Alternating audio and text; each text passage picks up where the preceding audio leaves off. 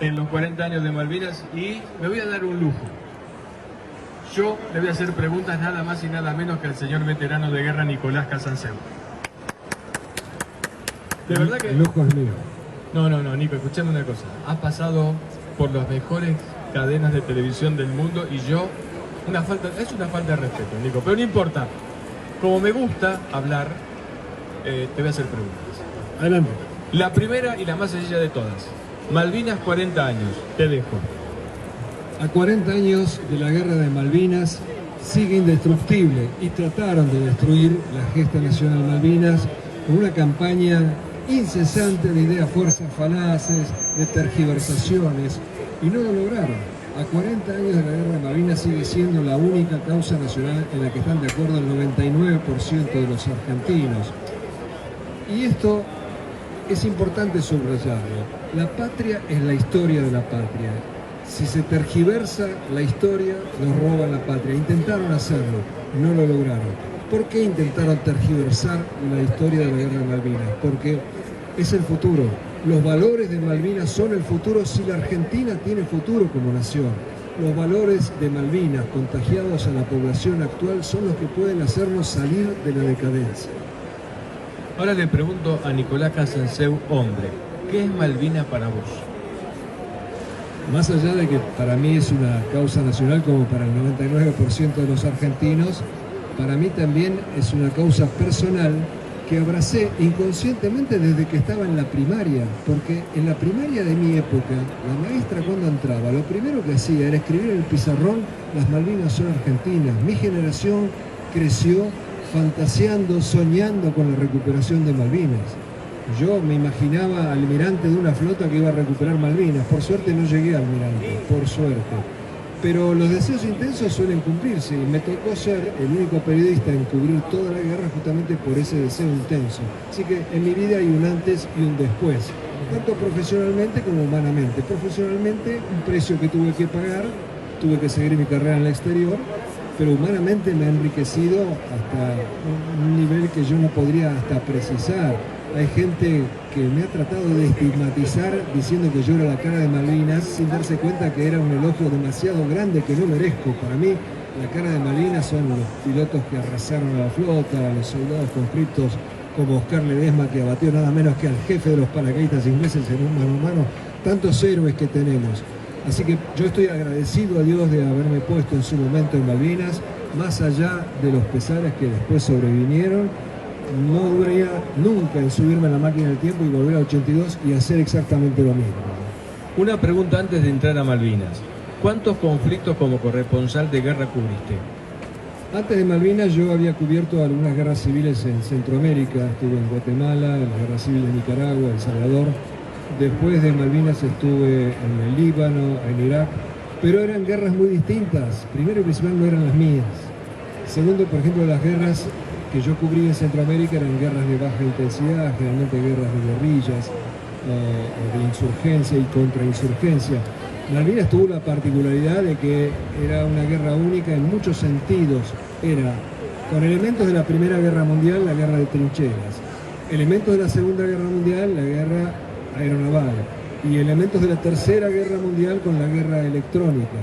Así que no se puede comparar, por lo menos desde mi óptica, Malvinas con ninguna otra guerra del mundo. Además, yo creo que fue la última guerra de la era heroica, porque se combatió con códigos. Por supuesto, siempre en la guerra que es barbarie hay excesos y crímenes, la guerra es barbarie, pero en general fue una guerra noble, una guerra con códigos, una guerra sin odio.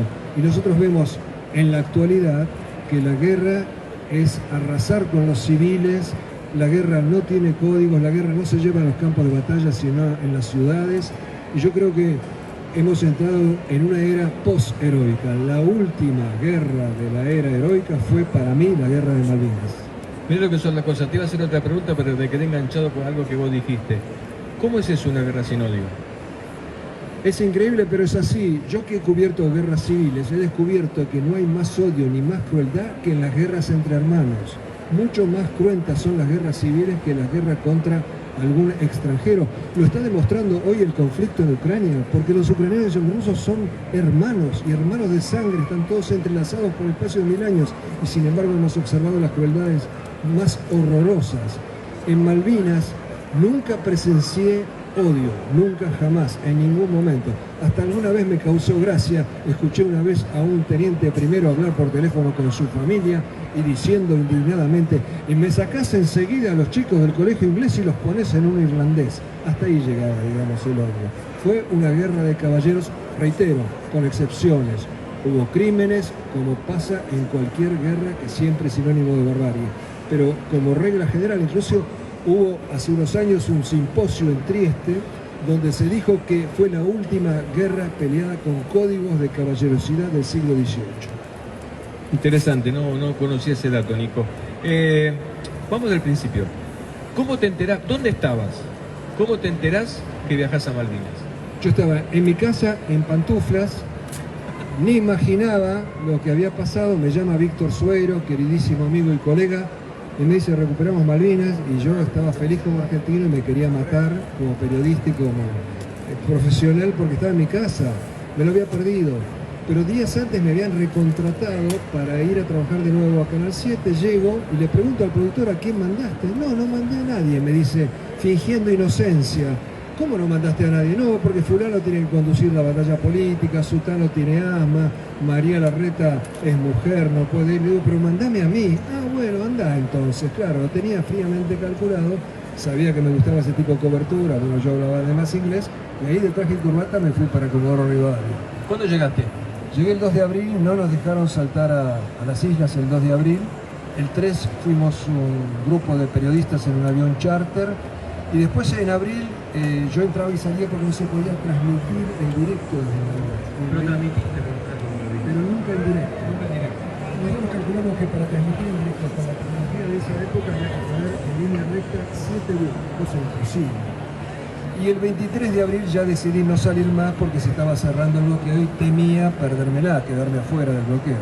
Obviamente que no te ibas a subir en ningún avión y volver a Buenos Aires y te vas a quedar ahí. No, ni muerto. Nadie te sacaba. Ni muerto. Amenazaban todo el tiempo con mandarme relevo y yo decía, no hace falta el relevo. ¿Cuál fue tu primera nota que hiciste en Malvinas? Si te acordás. La primera nota en Malvinas fue una cosa muy afiebrada de ese 3 de abril que nos dejaron un par de horas y era entrevistar a un soldado, un kelper, un oficial, una cosa que era muy tumultuosa y yo diría que casi no recuerdo cuál fue el primero. Lo que sí recuerdo bien es la sensación de haber desembarcado en Malvinas y ver la bandera argentina flotando allí. Era surrealista, uno no se la podía creer, uno tenía que pellizcarse a ver si esto era verdad, ¿no? Como digo, la composición de primer año inferior, las Malvinas son argentinas, de repente era palpable y era difícil de creérsela. Y además, por supuesto, te negaba la emoción. Ver a subtenientes que bajaban y besaban el suelo, o los soldados con cintas celestes y blancas en los fusiles, la verdad, te partía el alma. Algo interesante. Estoy siguiendo tu relato y me estoy imaginando 532 preguntas y no puedo hacer todas juntas. Pero, ¿cómo fue tu trato con los kelpers o con los isleños? Fue desagradable porque nos odiaban, más allá de que hubo excepciones en que los kelpers trataron bien a guerreros nuestros, pilotos eyectados, pero la regla general es que nos odiaban. Eran ciudadanos ingleses de segunda clase y eso quizás hacía que quisieran mostrarse como de primera, hasta llegaban a amenazarnos, van a venir nuestros boys y los vamos a matar a todos, ese tipo de cosas. Y creo que en el caso mío estaba exacerbado el odio hacia mi persona, porque la radio que tenían en la isla Ascensión, los ingleses, me dedicaba párrafos a mí, maltratándome bastante. Entonces los kelpers escuchaban cómo me pintaban los de la propaganda inglesa. Y encima, como frutilla de la torta, yo me había comprado una camperita de apuro muy finita en Comodoro Rivadavia, me estaba congelando, y el teniente coronel Senedín me regaló, él regalaba todo lo que encontraba de los ingleses, los repartía, me regaló una chaqueta de Royal Marine, muy abrigada, y yo anduve durante toda la guerra con ese trofeo de guerra, causándole molestia a los ojos de los kelpers. En muchas fotos salí con eso. En todas. En todas. ¿Dónde te encuentra el bombardeo del 1 de mayo? Porque es lo primero que yo tengo en mi mente, haciendo vos los reportajes y comentando. Y la segunda pregunta con respecto a eso, ¿cómo hace un periodista o un corresponsal de guerra para explicar una guerra? Nunca lo pude entender. Bueno, yo vivía preguntándole al jefe de la base aérea Malvinas cuándo atacan, quería saber cuándo atacaban. Y el comodoro Destri el 30 de abril me dice, atacan mañana. O sea, ya sabíamos en el aniversario exacto. Y no le erró. Entonces yo le digo, quiero quedarme en la base aérea para filmar el ataque. Me dice, no hay ningún problema, lo acoguachamos con los artilleros antiaéreos y de todas maneras no va a ser el primer corresponsal que muere en un ataque. Ah, bien. Un sentido del humor del Cholo Destri. Pero primero pídale permiso a Menéndez. Y Menéndez, el general Menéndez, todo lo que yo le pedía me decía que no, así que me prohibió quedarme en la base aérea. Me tuve que volver a Puerto Argentino y a las 4:45 de la mañana me despierta el estruendo del primer ataque inglés. Salimos desparramando cassettes con mi camarógrafo, mi ayudante, haciendo gestos desesperados de que alguien nos lleve al aeropuerto. Sí, es emblemático el desarrollo de que ustedes comentan con las imágenes del ataque. Claro, fueron cosas obviamente muy impactantes. Yo, por ejemplo, veía los misiles Tiger Cat argentinos persiguiendo los aviones ingleses. Yo no imaginaba que un misil se podía seguir con la vista. Y era una cosa realmente alucinante porque el avión tratando de escapar subía y subía el misil detrás de él y bajaba el avión tratando de esquivarlo y lo corría el misil como si fuera una mancha venenosa. Bueno, las explosiones en el aeropuerto. Cuando llegamos finalmente al aeropuerto, los cráteres de 15 metros de profundidad y 15 metros de ancho, producto de las bombas de 1000 libras de los Vulcan, los heridos, los muertos, la gente rescatando a los heridos, inclusive en uno de los episodios 2 soldados habían quedado totalmente enterrados vivos y de milagro pudieron sacarlos. Escenas de heroísmo como por ejemplo la que te puedo contar, protagonizó el Moncho Ortiz, un enfermero, cae herido con la columna muy mal, un capitán de Fuerza Aérea, Dovich. Entonces lo van a sacar para llevarlo con otros heridos a Puerto Argentino. Pero viene el segundo ataque inglés y todos los demás heridos son llevados a un refugio y el capitán Dovich queda ahí solo, se olvidaron de él.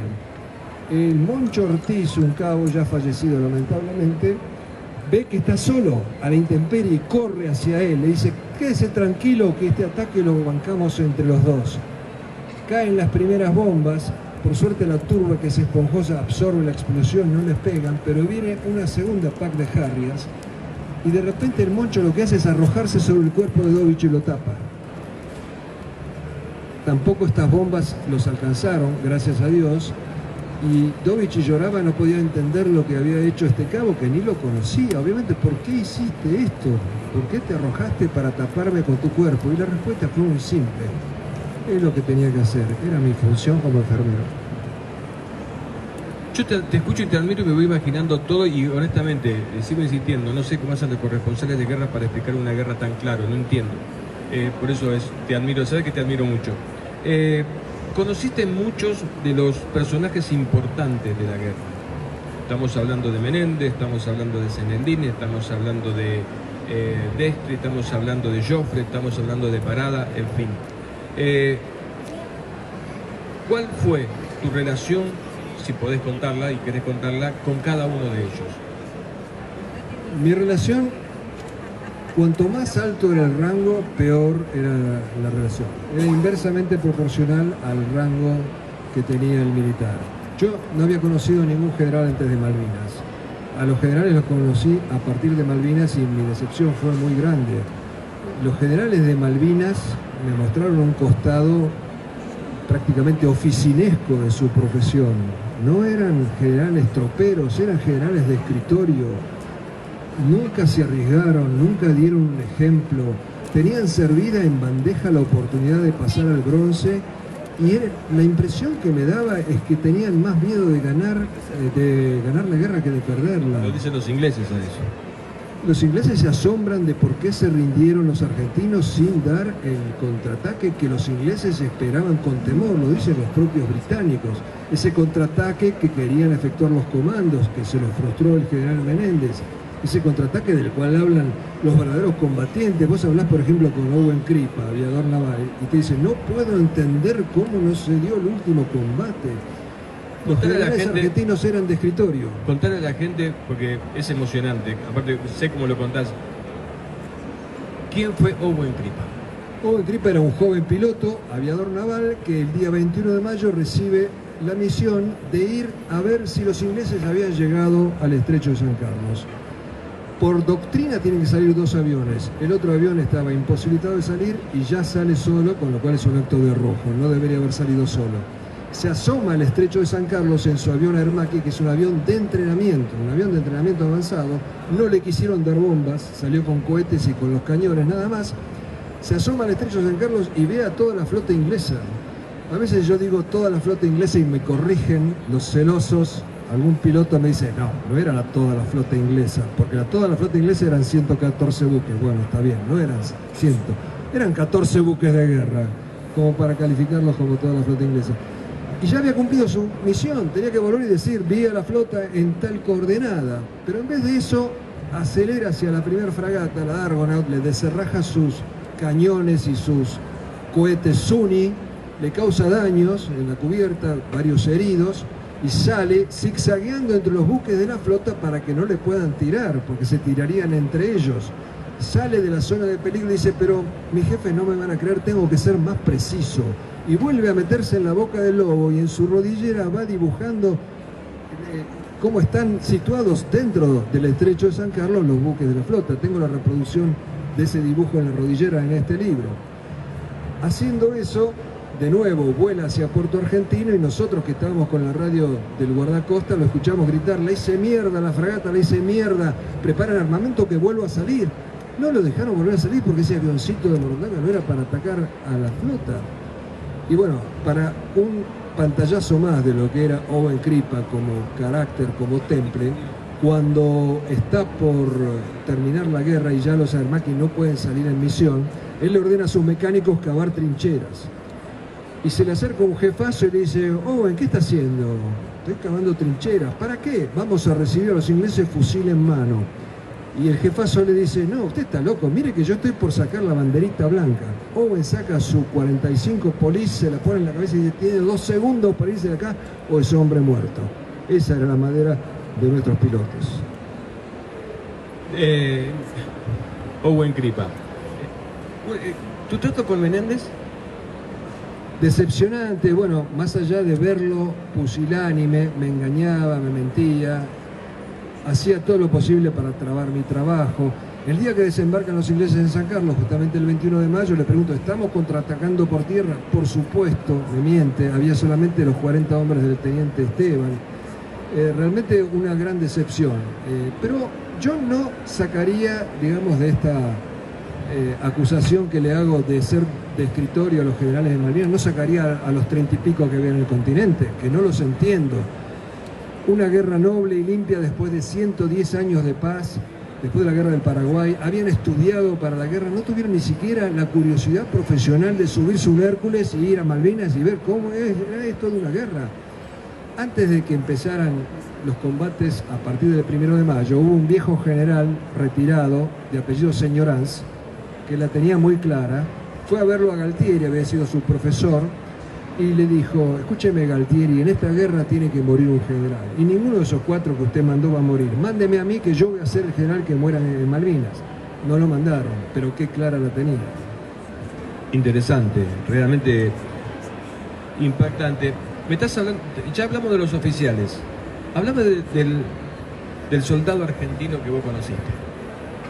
El soldado tan vilipendiado estos 40 años con el mote infamante de chico de la guerra, suponiendo que solamente era digno de lástima, era un soldado que se bancó lo que pocos podrían haberse bancado. No sé cuántos combatientes de cualquier nacionalidad se hubieran bancado esos días metidos en pozos de zorro inundados, con frío cuasi polar, con deficiente alimentación, por supuesto. En toda guerra se pasa hambre, pero en Malvinas se pasó más hambre de lo que se podría haber evitado, porque había centenares de miles de ovejas que los generales prohibieron carnear para nuestros soldados, protegiendo los intereses de los kelpers.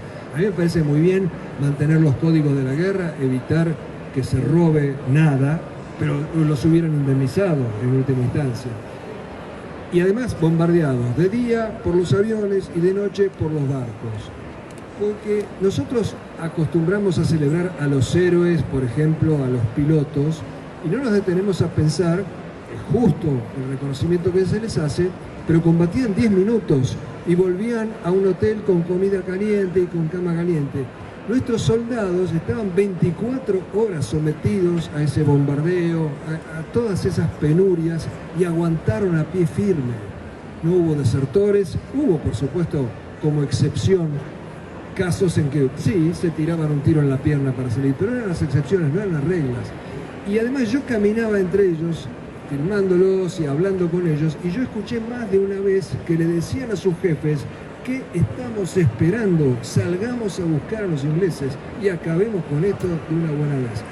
Y el ejemplo paradigmático, para mí emblemático del soldado argentino, podría citar muchos, es el del soldado Oscar Ledesma, que a los 18 años abate en un combate mano a mano, combate leal, frente a frente, nada menos que al jefe de los paracaidistas ingleses. ¿Por qué el país no conoce el nombre de Oscar Ledesma, ni lo aplaude, ni lo han condecorado siquiera? Porque si se cuentan las historias como la de Ledesma y tantos otros, se cae con un castillo de naipes esta mentira de que mandamos chicos a la guerra dignos de lástima. Me das el pie para hacerte una pregunta. Ya como periodista o como intelectual, ¿por qué vos pensás que eso no pasó, que se dijo otra historia? ¿Por qué conocemos esa parte de la desmalvinización y no conocemos lo que pasó en realidad? ¿Por temor a decir que perdimos, no aceptar la derrota, o porque nos dimos cuenta quizás ahí, entre comillas, que Dios no era argentino? Una conjunción de factores.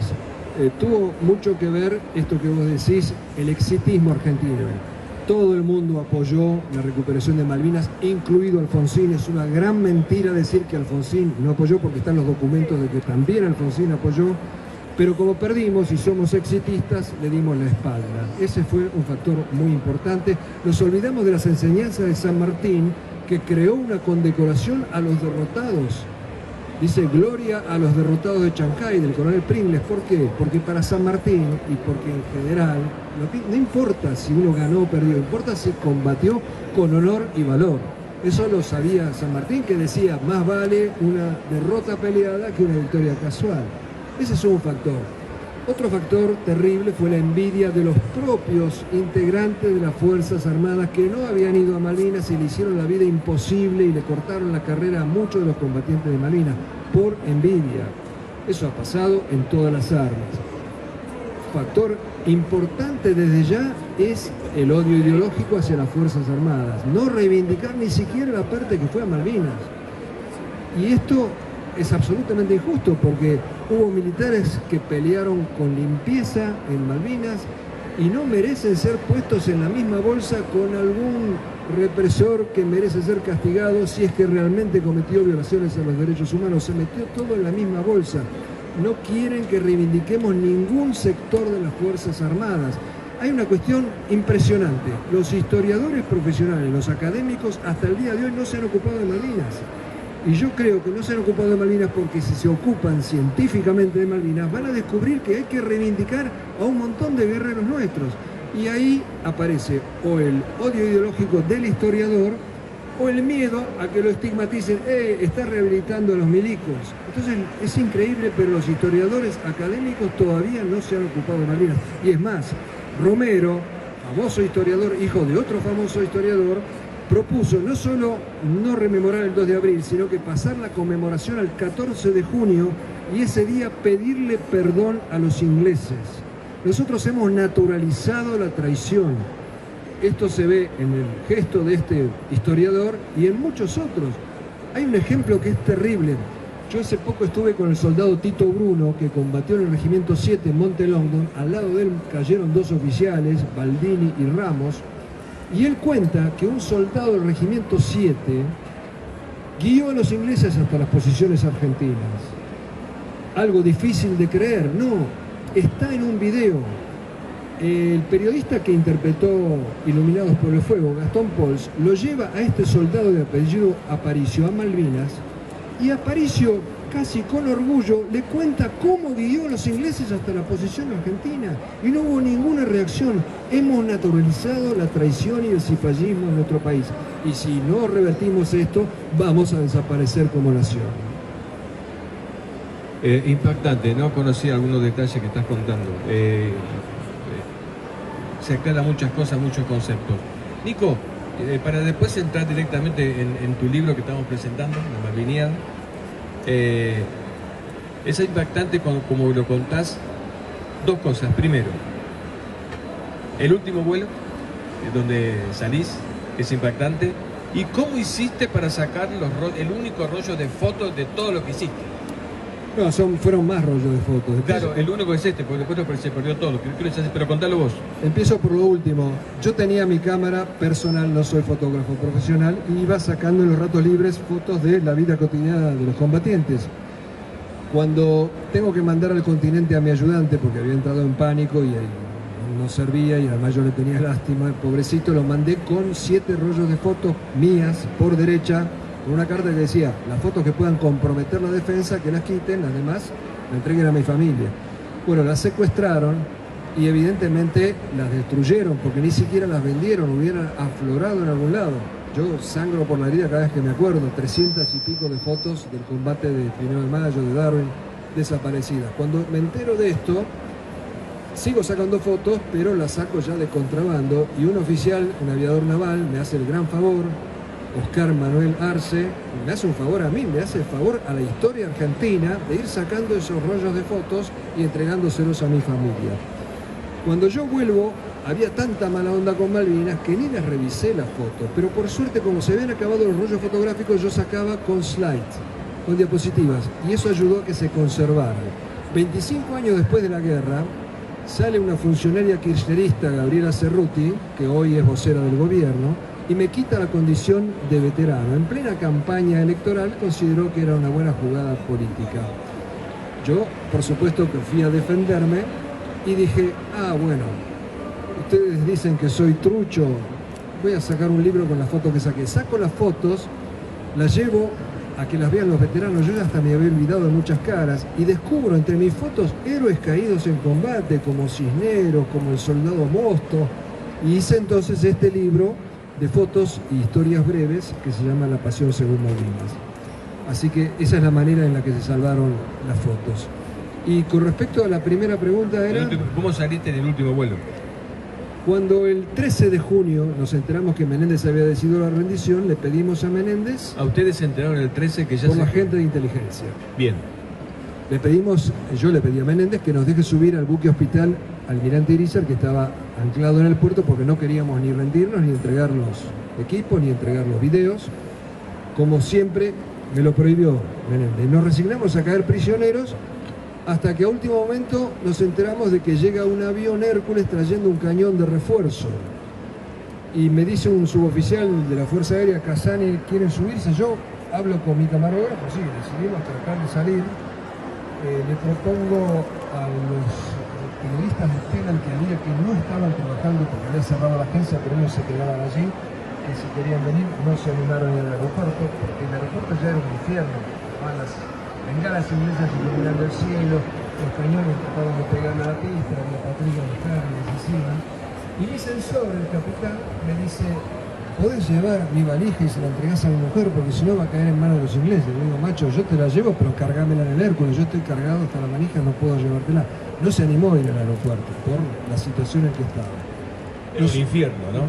Las bengalas iluminando el lugar donde nosotros íbamos a abordar. Nos subimos todos, los 100. Había evacuados de la Fuerza Aérea, algunos de Ejército, nos subimos 100 personas al Hércules, de repente alerta roja, todos afuera, salimos por la escotilla de los paracaidistas, varios se quebraron ahí. Nos quedamos un par de horas entre las rocas con las bengalas iluminándonos a cada tanto, hasta que el comandante, el capitán Porchel, dijo: bueno, yo me voy sí o sí. Y ahí nos subimos ya unos 60, varios se prefirieron caer prisioneros, En vez de despegar para arriba, despegamos para abajo, pegados al agua, a oscuras, volando 2 horas, rezando todos los Padres Nuestros y Ave María que caen en 2 horas. Nos dicen después que nos tiraron el misil, obviamente nos lo pegaron si es que eso fuera cierto. Cuando prenden las luces había vómitos en el suelo de la tensión nerviosa vivida y mi camarógrafo me dice, vos sabés que me desmayé durante el vuelo. Y años después, cuando le hacen un estudio por una enfermedad que tenía, le descubren que había tenido un pequeño infarto, ¿no? Como un vuelo para un infarto. Al lado mío había un suboficial con una 9 milímetros en la mano. Cuando se prende la luz le digo, macho, ¿a quién quiere matar? ¿Qué te pasa? No, es que si entra un misilazo no quiero morir ahogado, yo me pego un tiro. Esa fue la historia del último vuelo de Hércules. De principio a finales es como una película que estás contando, la verdad que es impresionante. Nico, Malvinas a sangre y fuego. Cuando ves esto, 90.000 ejemplares vendidos, ¿qué sentís?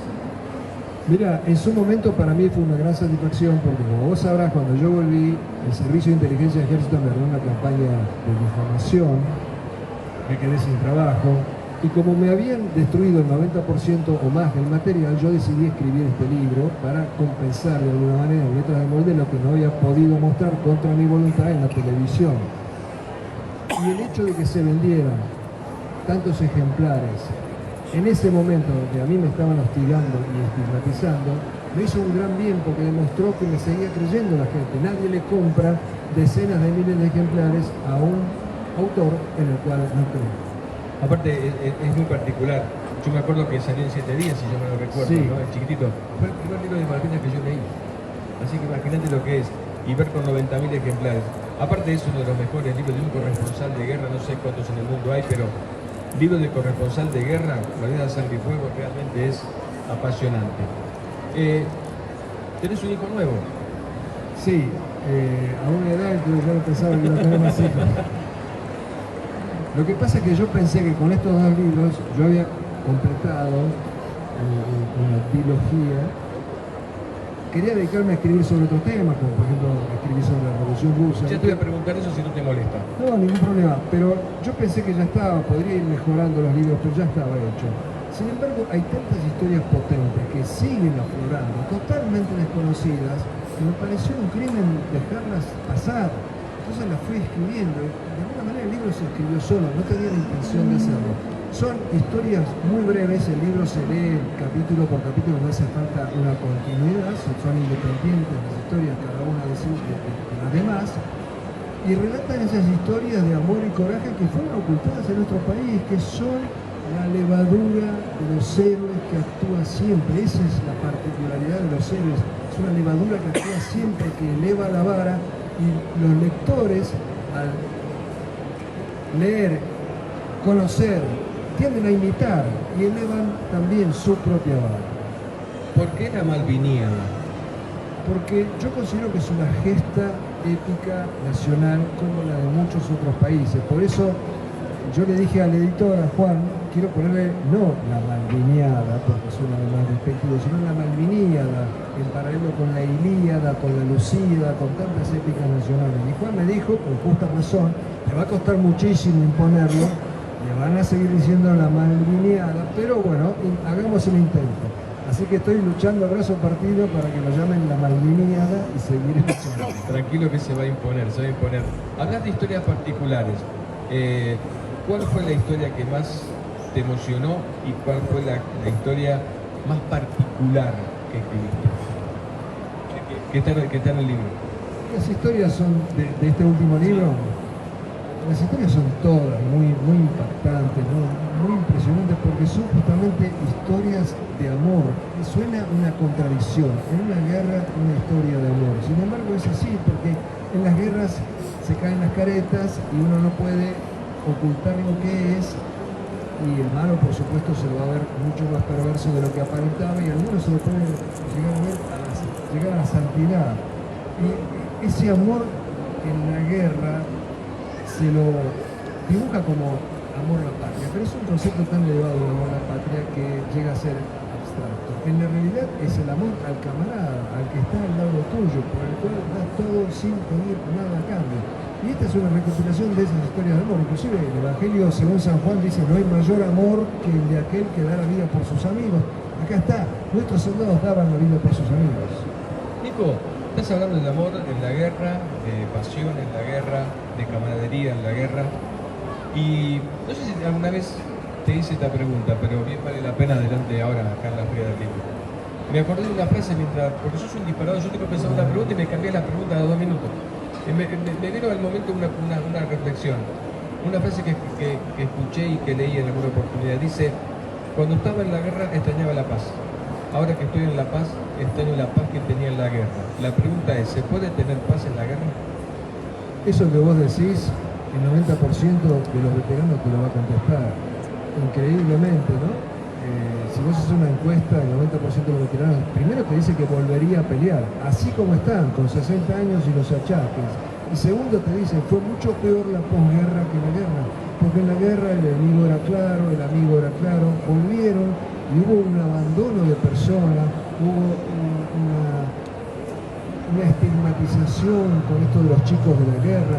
Hay imágenes, no en el sur, pero en el norte del país o en las cercanías de Buenos Aires, que son difíciles de creer. Los conscriptos que volvían de la guerra llegaron a ser apedreados. Los calificaban, cobardes, perdieron la guerra. Nosotros no perdimos la guerra por los soldados de 18 años, perdimos por los generales del 50 que nunca se jugaron. Así que realmente esto que pasó después de la guerra con los soldados hace que ellos extrañen el tiempo de la guerra, porque fue mucho peor la posguerra. De hecho, no hay estadísticas muy fiables, pero hubo más suicidios, más muertes de soldados después de la guerra que durante la guerra misma. La cuestión está infame de decir que fuimos a la guerra por un general borracho. Primero y principal, yo hice una investigación. Altieri probablemente tendría que ser fusilado, pero por otro motivo. No era alcohólico, pero eso lo inventaron para ridiculizar la gesta de Malvinas. No hay gesta si fuimos por un borracho. Ahora, para un soldado que pasó hambre, frío, sufrió heridas, vio morir a sus camaradas, decirle, estúpido, fuiste a la guerra por un general borracho, es enviarlo al suicidio. Es criminal lo que se ha hecho al banalizar y al ridiculizar la guerra de Malvinas. En vez de darle el abrazo, el desfile que esperan hasta el día de hoy. Yo cuando andaba entre ellos en las trincheras muchas veces escuchaba, ¿te imaginás cuando volvamos? Bueno, la novia, la madre, y el desfile que nos vamos a mandar, se lo deben hasta el día de hoy. ¿Cómo fue tu posguerra? Tu posguerra. Mi posguerra fue, digamos, de alguna manera también un reflejo de este proceso de desmadrinización, porque así como ocultaron a los soldados, porque la consigna del nuevo hombre fuerte del ejército Nicolaides era Malvinas no existió, tapado. Entonces quisieron taparme a mí, era más difícil porque era conocido, estaba escribiendo mi libro, no sabían qué iba a poner en él, tenían cola de paja, me difamaron, me calumniaron, me dejaron sin trabajo. La pasé difícil, no me quería ir del país, estuve 8 años más, y en el 90, a la tercera oferta que me hizo la televisión hispanoparlante, me fui a trabajar a Estados Unidos, a esa televisión, me fue muy bien. Hubiera preferido hacer mi carrera en mi país, pero no se dio. ¿Volverías a Malvinas ahora? No volví y no volvería a menos que haya realmente una razón de mucho peso, algo así como una misión que cumplir. Yo respeto a los que van a Malvinas y los soldados desde ya que quieren cerrar un círculo, los familiares de los caídos, pero yo no siento esa necesidad y a mí me mata la idea de que me tenga que sellar el pasaporte como un extranjero. Y sobre todo yo vi la bandera argentina flameando en Malvinas y no quiero volver y ver la británica. Me quiero morir con la imagen argentina. Nico, hace 40 minutos que estamos hablando y la verdad que es una satisfacción muy grande para mí charlar con vos delante de toda esta gente porque me siento medio ridículo haciéndote yo preguntas a vos. Y la última pregunta, ¿quién es Nicolás Casanseu? Nicolás Casanseu es un periodista que tuvo la suerte de que Dios le permitiera cubrir un momento histórico de la Argentina. Eso le impuso una responsabilidad. Haber sido testigo de esos 74 días me impone seguir siendo testigo hasta que me muera. El señor veterano de guerra. ¡Viva la patria! ¡Viva!